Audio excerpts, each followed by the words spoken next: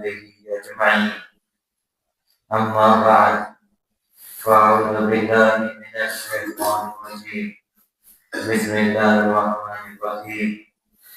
والذين جاهدوا فينا لنهدينهم سبلنا صدق اللہ مولانا العظیم. آئیے سب سے پہلے بارگاہ رسالت و حال رسالت صلی اللہ تعالیٰ علیہ وآلہ وسلم میں ہدیہ درود پیش کرنے کی سعادتیں حاصل کریں اور بڑی بابا سے مدد اللہم صلی وسلم وبارک علی النبی الامی وآلہ وصحابہ اجمعین کما تحب وترضى ان تصلی علیہ لی خمسۃ فیہا حر الوباء الحاطبہ المصطفى والمرتضى وابنهما والفاطمہ غوث اعظم ومن فیصل اسامہ مدد قبلہ دین مدد کعبہ ایمہ مدد معین الدین حسن عالم پناہی وضوء ماں غریبہ احتجاجی اے اشرف زمانہ زمانے حضرت نما درگاہ وسطیٰ سے کبھی دے کرم کشا. عزیزان گرامی، خطبہ مسموعہ کے بعد میں نے جس آیت پاک کی تلاوت کرنے کا شرف حاصل کیا، اللہ تبارک و تعالیٰ مجھے اس کے تعلق سے حق کہنے اور آپ سب کو حق سننے اور اس پر عمل کرنے کی توفیق عطا فرمائے. خالق کائنات رب الارض والسماوات جو مالک شخصیات بھی ہے ارشاد فرماتا ہے، جس کا مفہوم یہ ہے کہ جو ہمارے راستے میں کوشش کرتے ہیں یا جو ہماری طلب میں کوشش کرتے ہیں، ہم ان کے لیے کئی راستے ہموار کر دیتے ہیں. آیت پاک میں اللہ تبارک و تعالی نے اپنی طرف تگ و دو کرنے والوں کو، اپنی طرف دوڑ لگانے والوں کو یہ ارشاد فرمایا کہ چاہے بظاہر آپ کو راستے بند نظر آئیں، تب بھی اگر آپ حق کی راہ پر ہیں اور اللہ کے بتائے گئے راستے پر ہیں، تو اللہ تمہارے لیے ایک راستہ نہیں، دو راستہ نہیں، بلکہ کئی راستے اوپن کر دیتا. یہ آیت پاک کا مفہوم. چونکہ ماہ رجب المرجب کو حدیث پاک کے مفہوم کے مطابق اللہ کا مہینہ قرار دیا گیا ہے کہ رجب اللہ کا مہینہ ہے. ویسے سارے مہینے ہی اللہ کے، چاہے محرم الحرام ہو، چاہے صفر المظفر، ربیع الاول ہو یا ربیع الاخر، جمادی الاولیٰ ہو یا جمادی الاخری، اور شعبان المعظم ہو یا رمضان المبارک ہو یا شوال المقدس یا ذوالقعدہ الاعظم ہو یا ذوالحجہ الاعظم.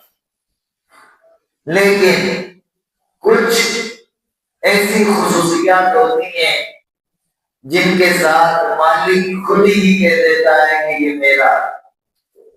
تو ماہ رجب المرجب کو یہ شرف حاصل ہے کہ اسے اللہ کا مہینہ قرار دیا گیا ہے، اور اس کے بعد آنے والے مہینے کو یعنی ماہ شعبان المعظم کو حضور علیہ السلام کا مہینہ قرار دیا گیا.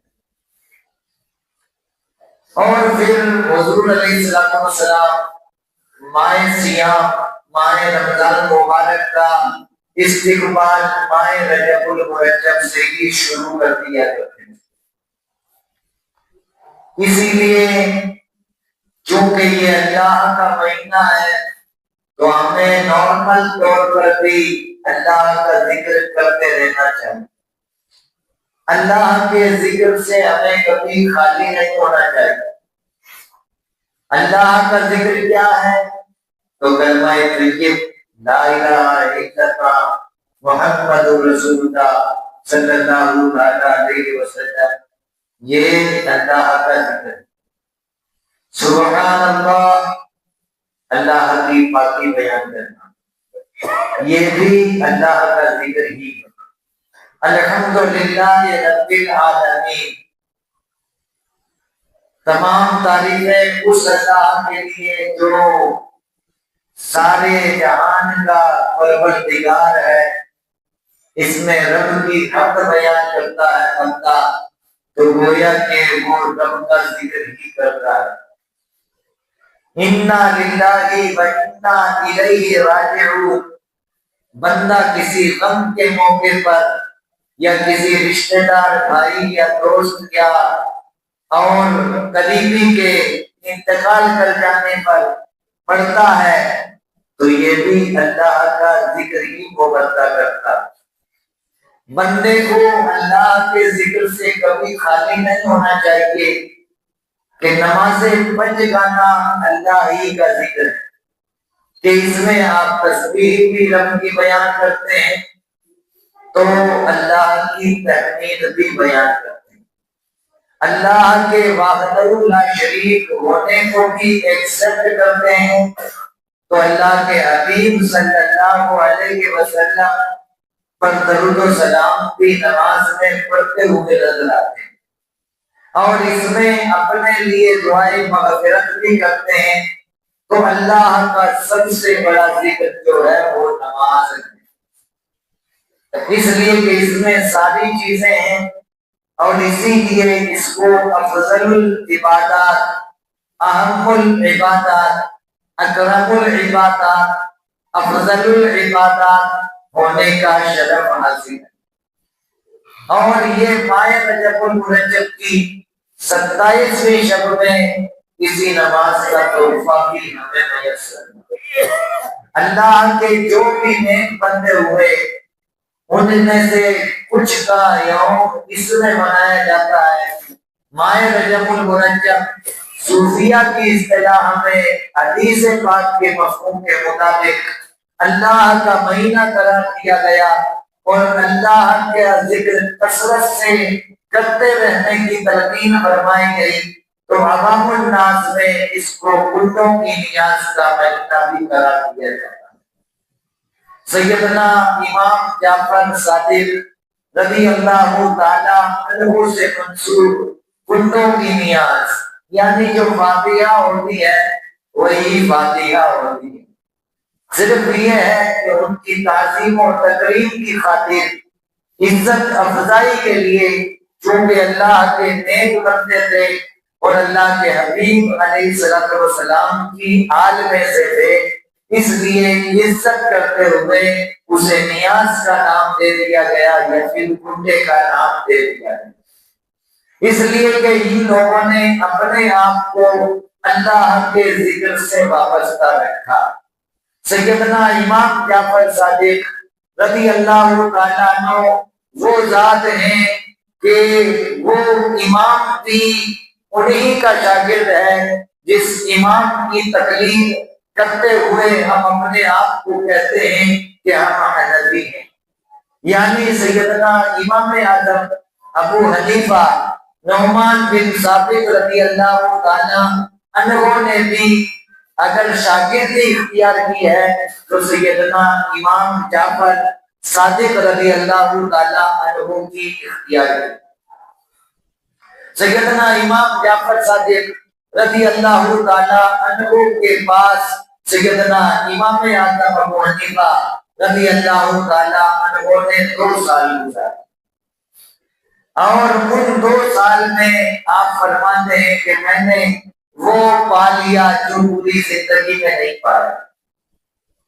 تو اس لیے امام جعفر صادق رضی اللہ تعالیٰ عنہ کا مقام بہت ہی بلند و بالا ہے کہ آپ اہل بیت اطہار میں سے بھی ہیں، یعنی سیدنا امام زین العابدین رضی اللہ تعالیٰ عنہ کے پوتے ہیں، سیدنا امام محمد باقر کے بیٹے ہیں، اور یہ اہل بیت اطہار میں۔ اسی لیے سیدنا امام جعفر صادق رضی اللہ تعالیٰ عنہ جہاں مخلوق خدا کی خدمت میں کوئی کوتاہی نہیں کرتے تھے، وہاں ہمہ وقت ذکر الہی میں بھی مشغول رہتے تھے۔ قرآن کریم ہم بھی پڑھتے ہیں، آپ بھی پڑھتے ہیں، لیکن جو اللہ کے نیک بندے ہوتے ہیں ان کے پڑھنے کا انداز جدا گانا ہوتا ہے۔